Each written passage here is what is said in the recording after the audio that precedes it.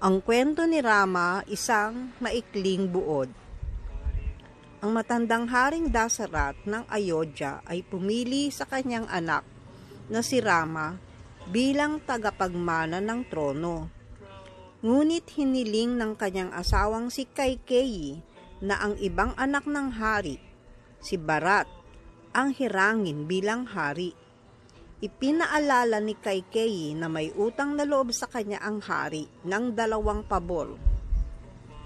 At naniniwala siyang darating ang kasawian kung hindi si Bharat ang koronahan at kung hindi ipatapon si Rama sa gubat sa loob ng 14 na taon.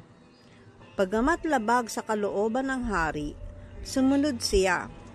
Kaya't umalis si Rama patungo sa gubat kasama ang kanyang magandang asawang si Sita at ang kapatid niyang si Lakshmana. Iniwan ang kanilang kayamanan upang mamuhay ng payak. Sa gubat, nakatagpo nilang 3 ang demonyang si Surpanak na umibig kay Rama. Tinanggihan ni Rama ang kanyang pagsuyo, kaya't sinaktan siya ni Lakshmana. Tumakas si Surpanak patungo sa kanyang kapatid na si Ravana, ang hari ng isla ng Lanka. Nang marinig ni Ravana ang tungkol sa kagandahan ni Sita, nagpasya siyang dapat niya itong makuha.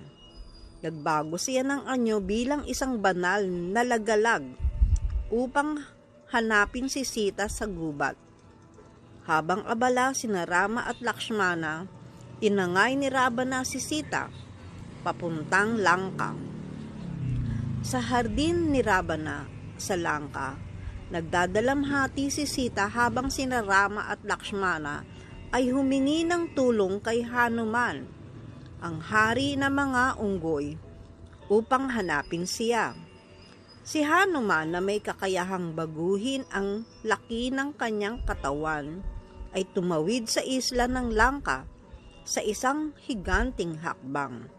Dala ang singsing ni Rama, natagpuan niya si Sita at nagpahayag bilang sugo ni Rama. Natuwa si Sita, ngunit nahuli si Hanuman at sinunog ni Ravana ang kanyang buntot. Nakawala si Hanuman at sinunog ang Lanka.